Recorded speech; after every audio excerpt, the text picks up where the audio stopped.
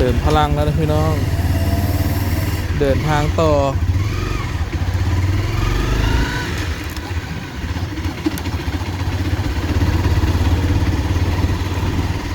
ทานลาบนางโมะนะพี่น้องขายเฟอร์ขายลาบแซ่บเนาะแนะนำเลยอยู่ต้นหน้าวัดมหาธาตุกันพอคำตีลังกาให้กันอย่างโอเคแล้วเนาะผมต้องกำลังตีกันได้ลงเข้ามา230 กิโลเมตรเลยพี่น้องเด้อจากนี้ไป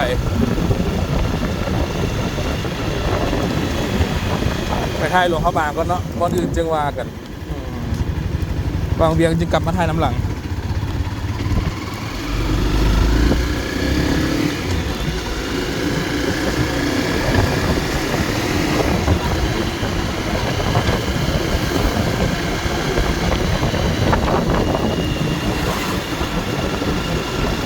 บางเบียงแห่งนี้เหมือนมีอำนาจมันจิตใจฟังภูผาอ้อมบางบางเบียงแสนงามงามกับงามนะเพื่อนพี่น้องเลย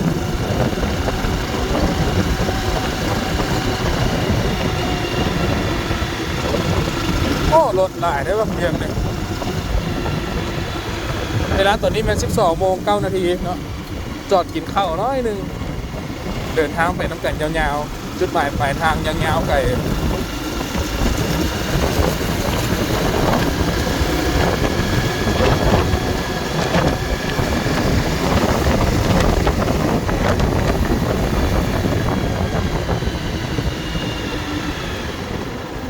ตู้ในกับมันนางขนาดเนาะนางมาเตเวียงจัดบนตัวเนี่ยของแท้อีหลีรถคันนี้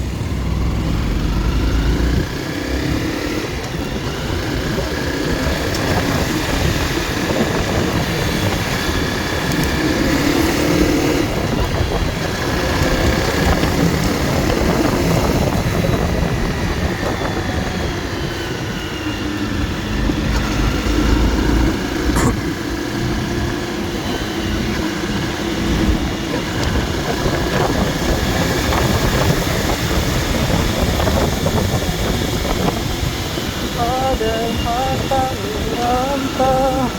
เขาสูงเสียดว่าสีทางเบิ่งแล้วทำงานสุดแสนเพลินใจ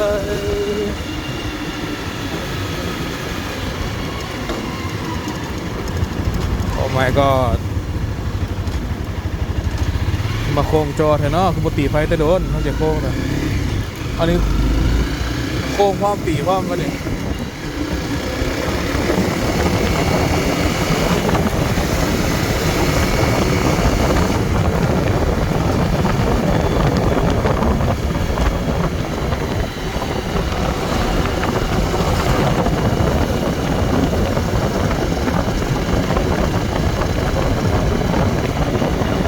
เดินทางต้นกันพี่น้องถ่ายคลิปเรื่อยๆนะครับสนุกกันคอยไปคอยมาเซฟตี้เฟิร์สเนาะปลอดภัยไว้ก่อน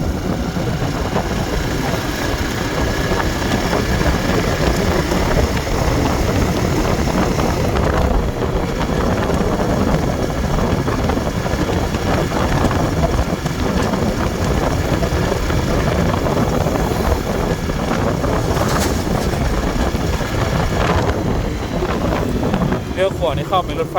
สถานีรถไฟเวียงจันทร์บางเวียงเนาะสถานีบางเวียง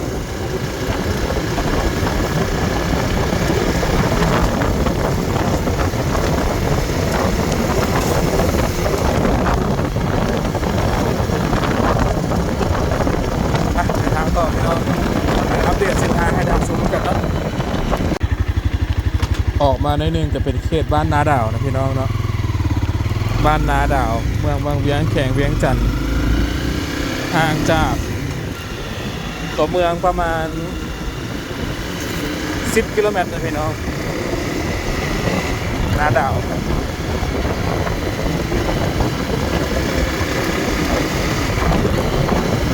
เส้นทางก็เรื่อยๆเนาะเรื่อยๆยังบ่มีขุมเพื่อยังมีการโหยหินโหยอย่างอยู่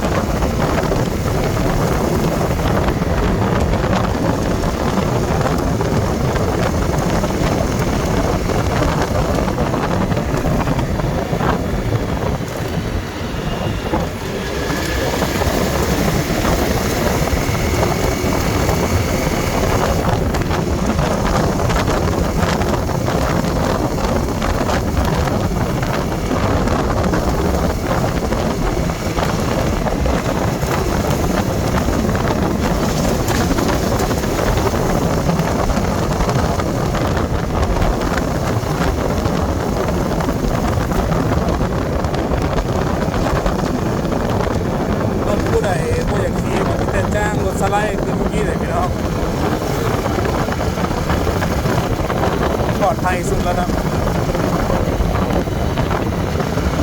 น่าจะไปหลวงพระบางหรือว่าไปทั้งเหนือพวกนั้นเนาะจ้างรถสไลด์เพราะว่าทางยากนะพี่น้องรถเก่งไปมายากก็คือรถสไลด์เบิ้ล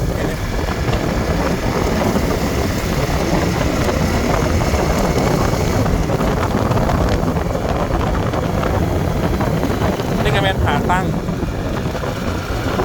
วังเวียงผาแดงผาตั้งงามผาเขาสูงเสียฟ้าสีฟ้าแล้วงามสุดแสนเกินใจผาตั้งในตำนาน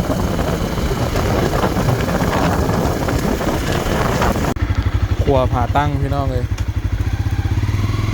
เริ่มไปนี้เป็นบ่อนเกลือปลาเนาะจนนี้กองครัวเนาะผาตั้งกับยูเจพุ่นเลยเนาะ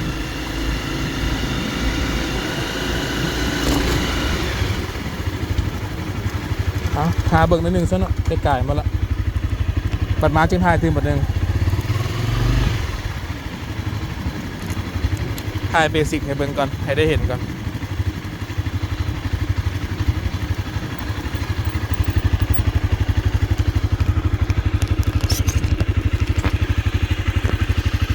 นี่เนาะผาตั้งเด็กน้อยลินน้ำอยู่ลุมหันเต้มเนี่ยขี่กงเบงขี่ทูบิงยั่วอยู่หันพี่น้องป่าเลยก็เต็มอยู่นี่ลอยดาวอยู่หันตัวน้อยอยู่แคมป์ฟังตัวใหญ่อยู่กลางวังพุ่นเนาะป่าน้อยบุฟังความแม่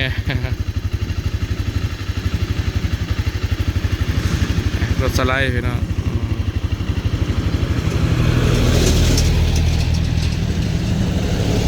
ผู้ใดกล้าว่าขับรถขึ้นภูบ่ได้หรือว่า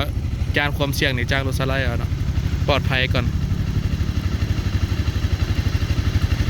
เอาต่อน้ำกันหาตั้งในปัจจุบันนี้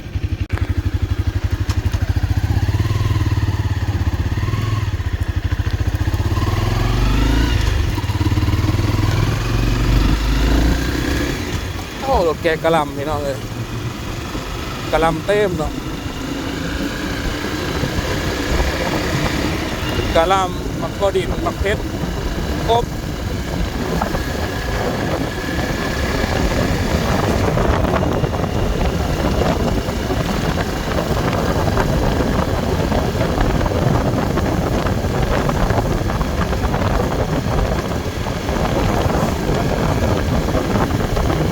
บ้านผาตั้งในปัจจุบันเนาะ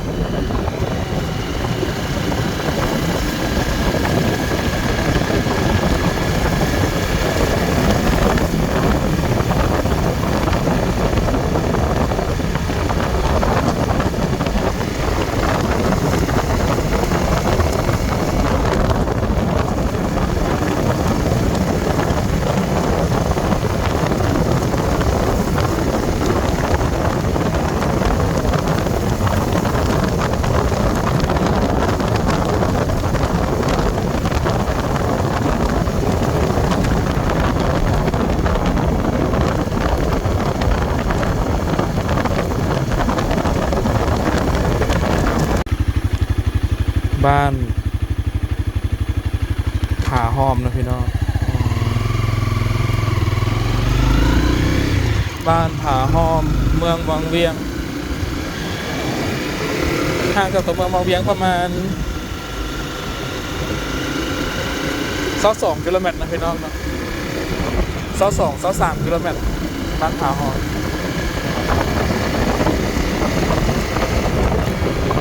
มีแม่ได้ผาหอมเขาจะห้องเลยทางหน้าเป็นโยแบงกันนี่เป็นผาหอมเลยเนี่ยเป็นลืบก็ต้องซะเนาะชื่อว่าผาลืบกับแม่นผาหอมกับแม่น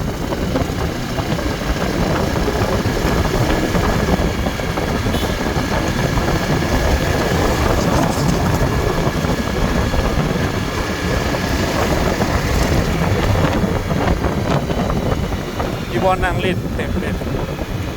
เป็นตวกนางลิ้นกินข้าวกินน้ำมาอย่างเงี้ย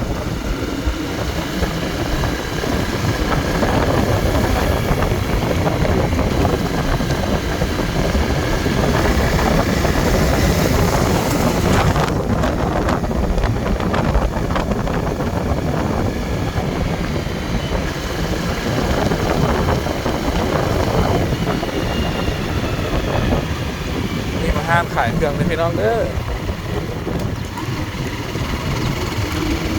ห้ามขายเครื่อง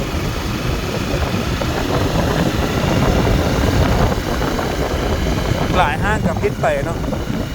หลายห้างกันยังเปิดอยู่แต่กี้ในเครื่องปลาในไร่พี่น้องอยากกินก็ห้องอยากกินหมูปลาไล่เดี๋ยวนี้บ่ค่อยมีแล้วเนาะเริ่มดับไปแล้วบ่ค่อยเห็นเป็นขายแล้วเนาะปัจจุบันเนี่ยเหลือแต่ปูฮะเหลือแต่ปูเหลือแต่กล้วยไม้กับเหล้าบองยาทุกอย่าง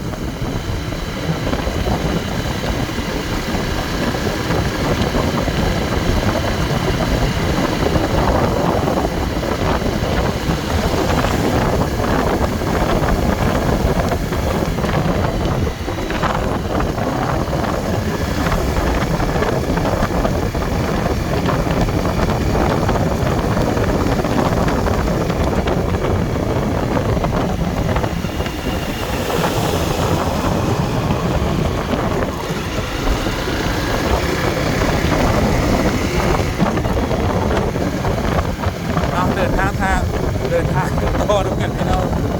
ถ่ายไปเรื่อยๆแล้วหาห้องโพนสวัสดิ์แล้วก็ไซเดนกาสีพวกเลยเนาะพูดแดนดินพวกเลยคอยตู้คอยไทยไปตอนนี้กลับมาฮอดจุดขายบักเกี้ยงผ่าหอมแล้วพี่น้องตลาดบักเกี้ยงก่อนซะโอ้ปักเกี้ยงหลายอีลี่พี่น้องเลยทั้งสองฝากข้าง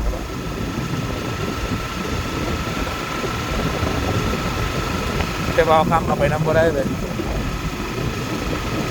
มันหลายอย่างแล้วนะ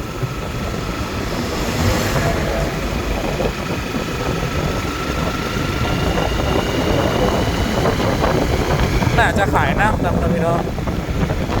มีน้ำหมักเกี้ยงสดก่อนหรือว่ามีน้ำแช่เย็นขายทั้งหน้า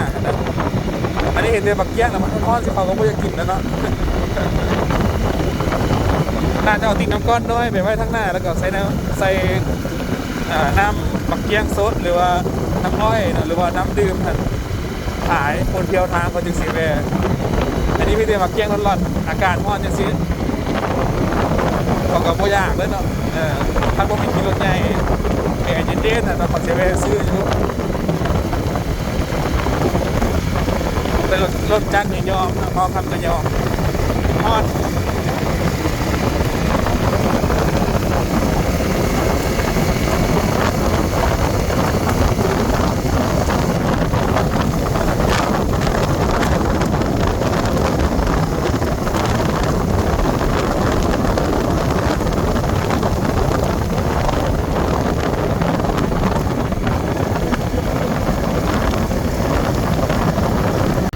ฝนหากระเอื้อนนะพี่น้อง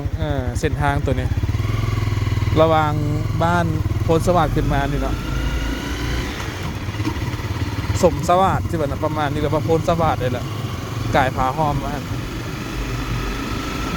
ตัวนี้เป็นเส้นทาง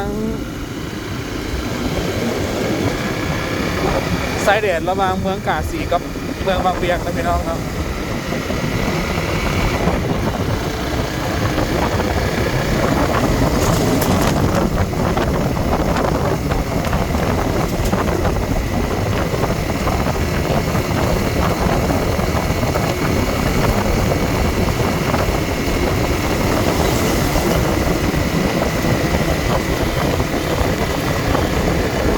จุดนี้เป็นสายแดนครับ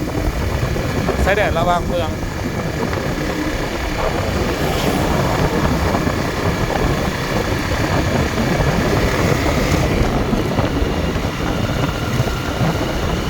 อาจจะเป็นบ้านปูแดดดินหมดเลยเนี่ยโอ้บ้านหินเหล็กไฟพี่น้องบ้านปูหินเหล็กไฟ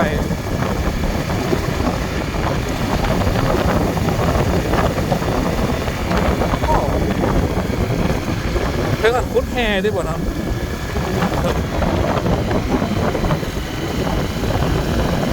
คุดแห่สำรวจแห่บ่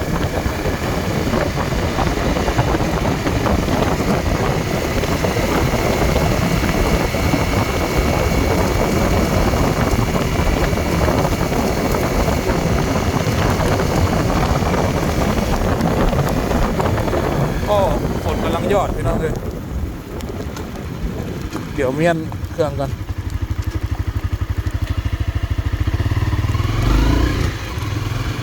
เกิดระบบไฟฟ้ามันสดเนาะ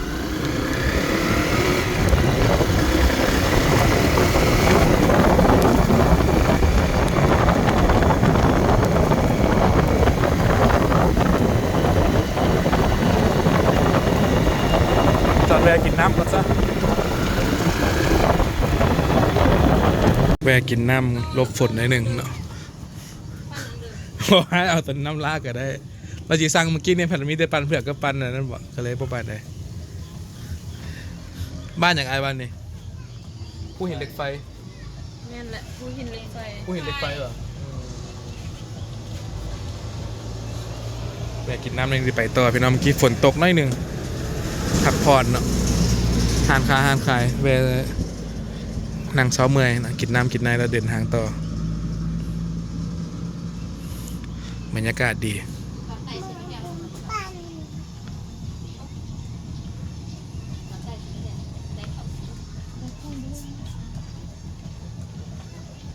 แต่ว่าข้ามาขอขุดแห่เนาะจะแห่ไอ้ยังแห่ไปแห่มาบ่หรือว่าจังไดรถนี่ก็ขี่ไปเลยพี่น้องเป็นร้อยเหมือนได้เล็งไปเล็งมานี่นะ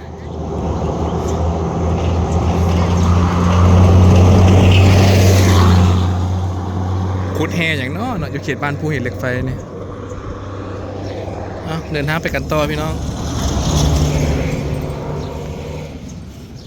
ไปเรื่อยๆเนาะ37 กิโลเมตรต่อ1 ลิตรคันนี้เดินทางต่อน้ำกันก็สุดท้ายบ่คำกับมาฮอดทางแบ่งบ้านเจียงนะพี่น้องเนาะไปจากนี้ไปกาซีนี่12 กิโลเมตรเนาะไปเมืองแม่55มีเฮือนผักมีบ้านน้ำมันมีห้านอาหารอยู่3 แยกเนี่ยพี่น้องเลย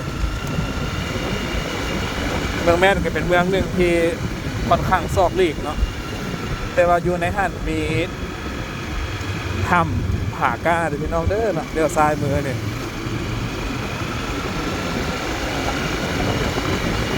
กำลังสำรวจอยู่เนาะเพื่อนว่าเป็นถ้ำที่ใหญ่ที่สุดในลาวถ้ำผาก้าน่ะใหญ่สุดในลาวเป็นถ้ำที่ยังสำรวจบ่ทันเบิดเนาะตอนนี้เนี่ยมันทำอย่างเช่นแล้วเนี่ยมันทำ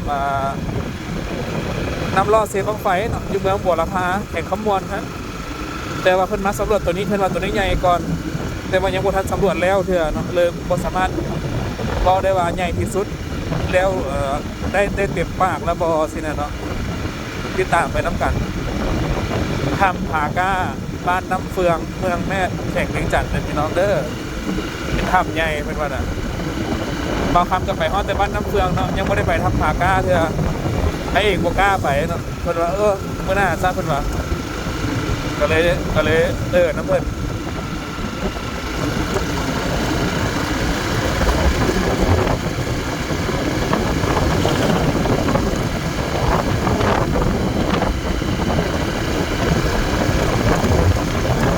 เส้นทางก็พูดเอาหลายเลยพี่น้องนับตั้งแต่สายแดดกาสีมา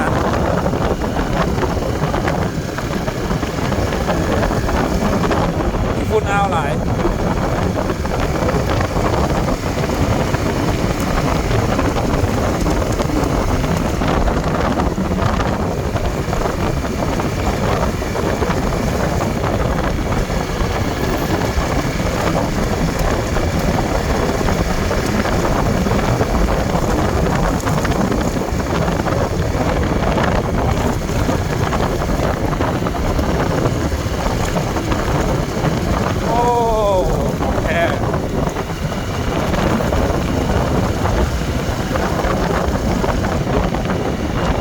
หลังคาบ้านกับหู้แล้วเนาะ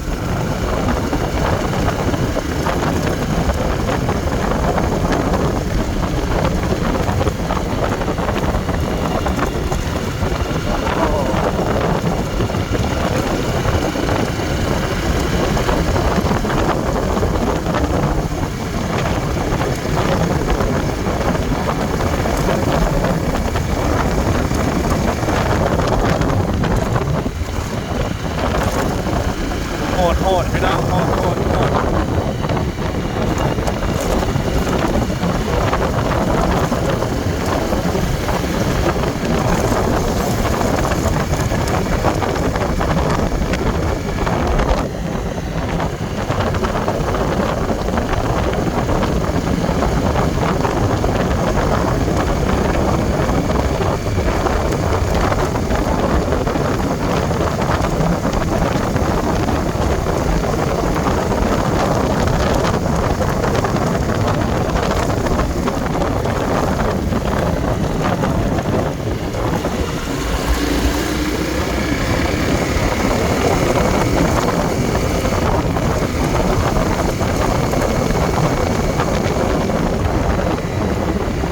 รถเก่งเนี่ยเขาอยากให้คือรถเก่ง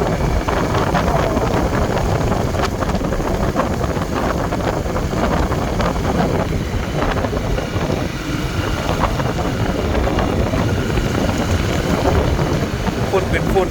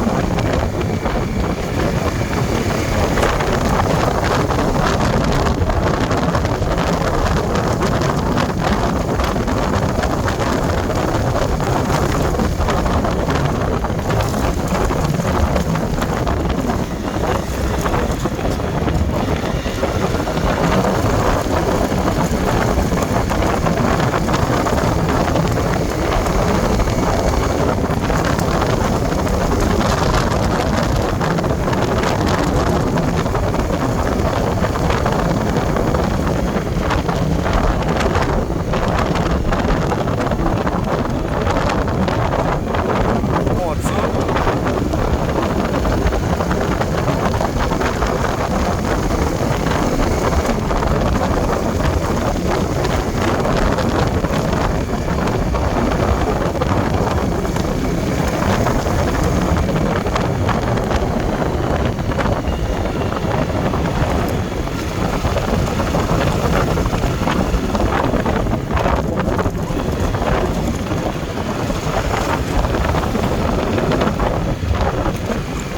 โอ้คาราวานพอร์ตพี่น้องสไตล์ลุยๆเลยเนาะ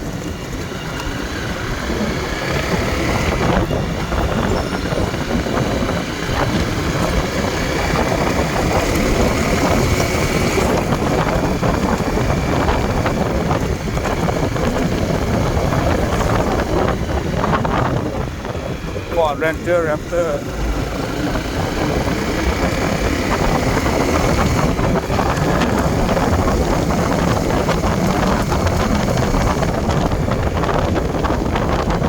ที่ป้ายเมืองกาสีแล้วคำดูกาซีดิสติกพี่น้องเลยไปกันต่อกองซ้ายนี่ก็เป็นเดินยนต์กาสีเลยพี่น้องเด้อเนาะหรือเป็นห้องว่าเดินยนต์นาแทนเนาะเป็นสนามบินสงครามพี่น้องเนาะคล้ายๆอยู่วังเวียงคล้ายๆอยู่ลองแจ้งคล้ายๆอยู่ทางสังทองเนาะสนามบินน้อยแต่ว่าลองแจ้งจะยาวกว่าหลายเนาะ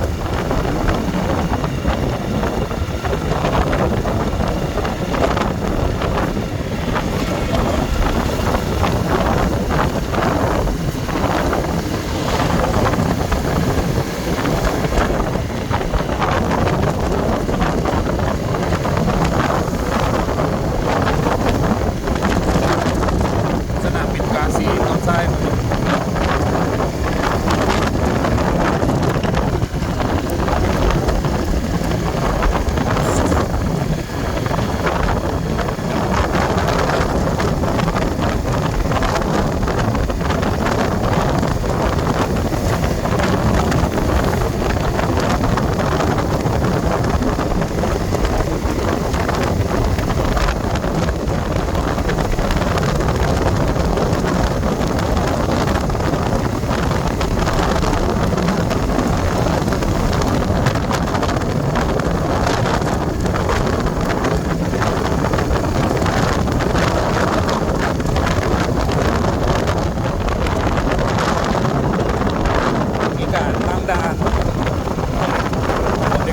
ถเลยนะมีการตั้งด่าน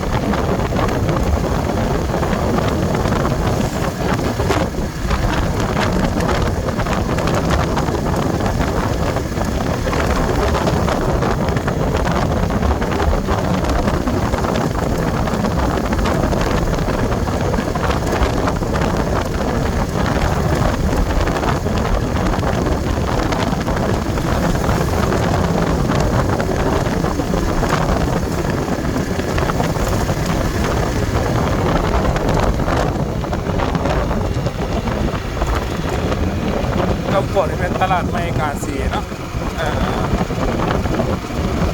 จะเข้ามาตลาดเวียงแก้วเนาะกำปวดเลยเนี่ยตลาดไม่กาสี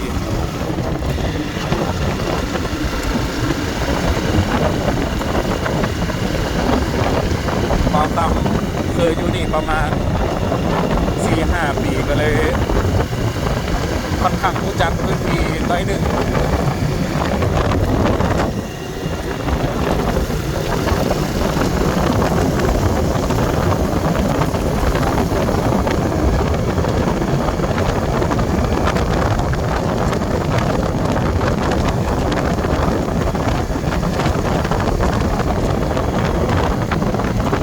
ใช้น้ำมันก็ต้องการสีบางเวียงสิเบิดน้ำมันเท่าไหร่ระยะทาง 63 กิโลเมตรเนาะน่าจะเป็นประมาณ 40,000 เลยนะ40,000 เลยบุญบ่ฮอดไปแล้ว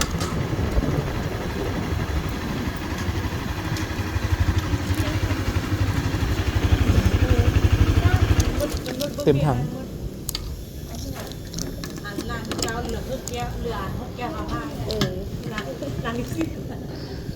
เบิดบ่หลายเบิดน้อยหนึ่ง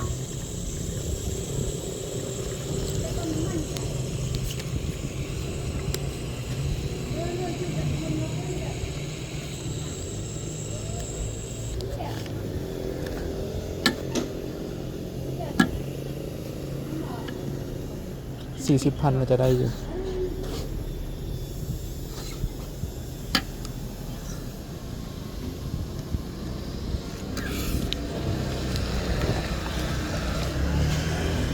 เบิด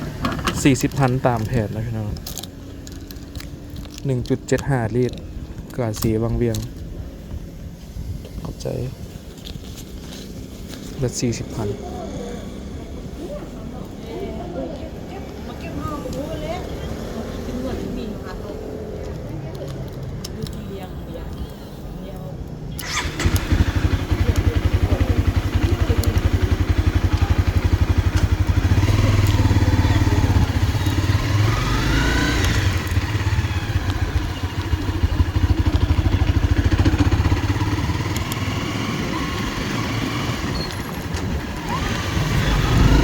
อ้าวตีไฟชิงง่ายมาสีขอบบ้านน้ำมันผันแลนซื้อเมื่อกี้นี่ก็เลยโอ้เปื่อยน้ำเด่นเนาะลงเมื่อกี้นี่ก็ได้เด็ดคือล้อสิเข้าบ้านน้ำมันแล้วกันขี่ซื้อต่ออยู่ไปเนี่ยใครจะโมตับ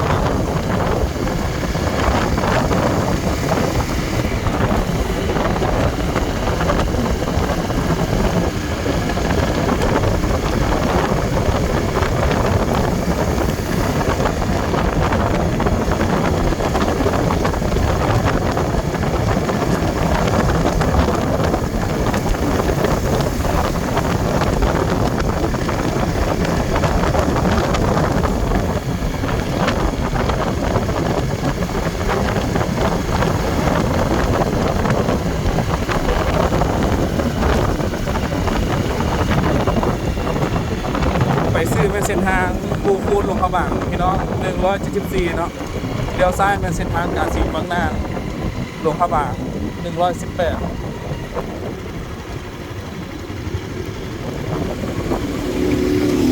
ไปซื้อเป็นทางไปปูคูนเด้อเนาะเลี้ยวซ้ายอ่ะนี่นะสัญลักษณ์กาสีเพิ่นคือปีกตัวนี้เนาะนี่แหละกาสีในตำนาน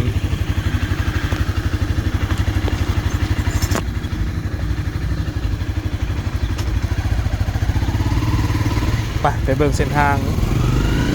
พวกก็รักน้ำกันเนาะนี่มันคิวรถพี่น้องคิวรถกาสีเนาะ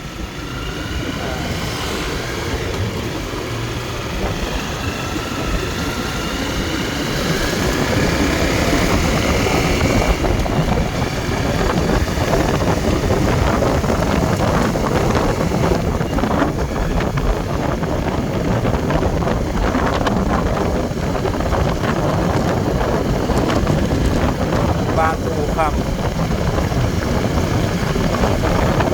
จะเป็น2 แยกพี่น้อง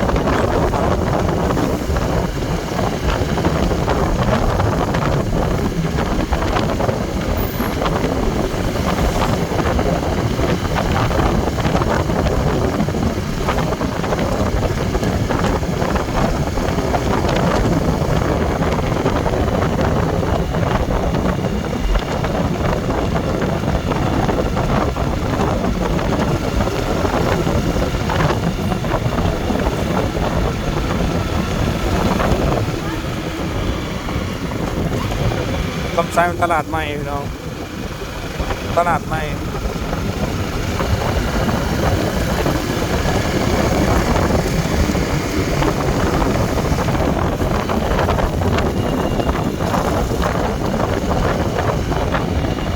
ข้ามมานี่เป็นบ้านนามนข้ามมาเลย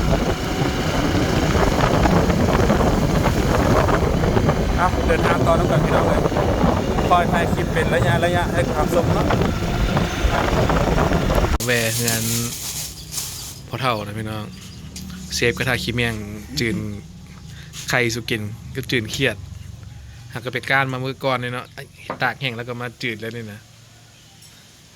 แหวหายพอเนาะพอหักหูจากเพลินโอ้เป็น10 ปีเลยพี่น้องเลยเนาะตั้งแต่สมัยเป็นบ่าวพุ่นเนาะตั้งแต่สมัยบักนี้ยังยางเลาะเด่นอยู่เดินบ้านอยู่พี่น้องเดี๋ยวนี้เป็นบ่าวละซ้ายรอจืนไข่มดแซ่บๆตึงๆเลยพี่น้องเอาใช้ภาษาจืนเครียดด้วยจืนเป็นอีกวะเนี่ยประมาณบักพิมพ์บ่ได้เลยประมาณผ้าขี้เมี่ยงบ่ได้เลยนอนมาเนาะผ้าขี้เมี่ยงฝนแล้วได้นี่ได้ฝนแล้วป้าไว้ซื้อได้เนี่ยบ่ได้แม่นขี้เมี่ยงกันปู้ได้ปิดหมดแล้วไอ้ทุกอย่างเห็ดอยู่เห็ดผิดเหยียดเหตุการณ์ปิดหมดแล้วปั่นตัวปาดเนาะยาวบ่ยาวพิมพ์เด็กการมากับมือพิมพ์นะจนรับเวลาบ่ได้นอนเนาะบ่ได้แม่นจับเกียดต้มกระท่อมเซียวซานจืนเครียดประเทศลาวถ่ายอย่างทำมาใหม่ก่อนมะฮอนส่วนเครียดอันนี้ตัวนี้นะเครียดหลังการวะนี่เครียดลายเครียดหัวเขาต้องเครียดอย่างว่าภาษาคนลาวเครียดโม่สิวะเครียดโม่เครียดโม่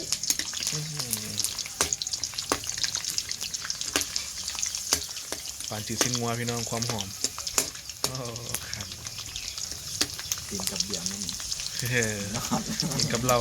หายเนาะผู้ดี5ออกเลยหวานกับเค็มกินจะกันแล้วนวดกินได้ไข่หมดจับจ้องผมป้อยเลยจืดเครียดแซ่บพี่น้องเลยเดินทางต่อเนาะแวดินแทนไอหักพอหักไม่หักเดินทางต่อทำกันแบบซี่ขมอำลำจอกหนึ่งเนาะขมอำลำจับจ้อง ครับ เขาเมื่อไรค่ะมาดู